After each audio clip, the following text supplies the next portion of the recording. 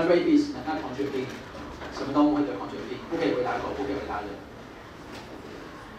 什么动物会得狂犬病？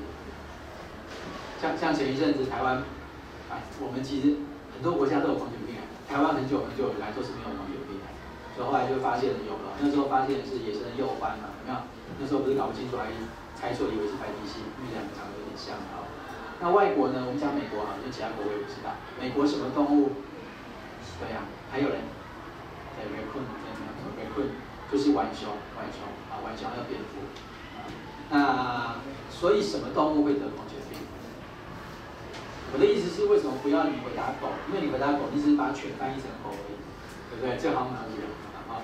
所以其实狂犬病毒它的宿主范围竟然是哺乳纲，基本上 mammals 就是哺乳类都会得狂犬病所以我们讲专一性其实就是在展现在特定的宿主范围，这样 OK 好。